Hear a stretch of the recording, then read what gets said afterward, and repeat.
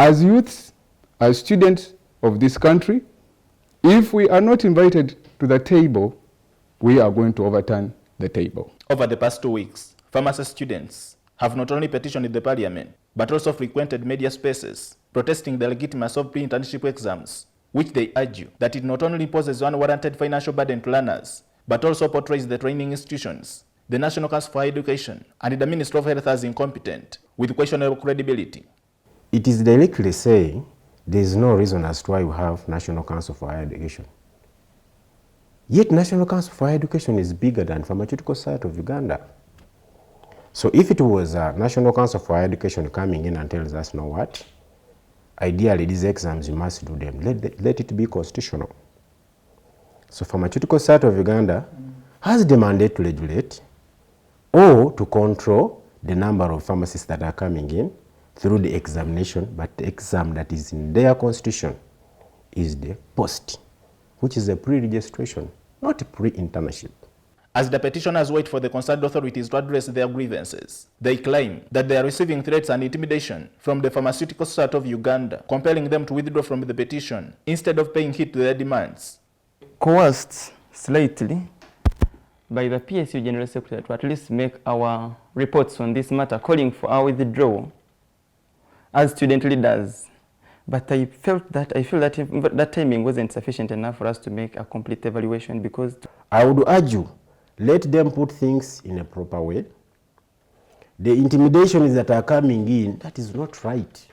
There is no way you can intimidate someone over his rights. These are our own rights. If the Speaker of Parliament, who is the head of the House right now, can look through in these matters, I beg, let it move on as fast as possible to save that Bwana Inchi. These are the people who vote for you.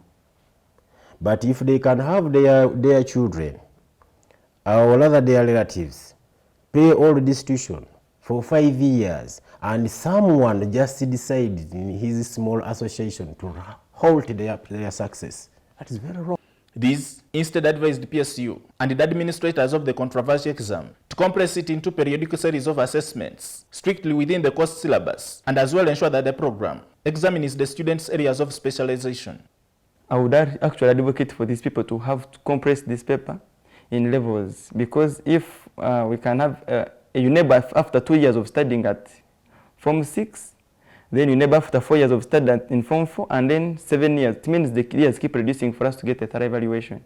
I call upon PSU to stop this illegal examination, illegal practice, and broad day thuggery, scam, and fraudulent activity. In a position of a registered pharmacist who went through the same contentious system, Dr. Collins Gweba-Young, the logic way of dealing with the situation is by having the Ministry of Health, PSU, and the National Council for Higher Education to come together and come up with policies that will streamline the training and accreditation of pharmaceutical professions without breaching each party's jurisdictions. The pre-internship exam is a vote of no confidence in universities and the trainers. Why? PSU should register students or graduates who have completed training. If it goes as far down as administering pre-internship, that is jurisdiction overreach. That is why I call it a vote of no confidence. Each level has the mandate they play and they transfer to another level. A university is supposed to train a student, after which you graduate and you are given a transcript. However, all our attempts to reach Dr. Stephen Lutobi, the General Secretary of the Pharmaceutical Society of Uganda, for comment on the allegations leveled against him were in vain, as his official contacts were not reachable.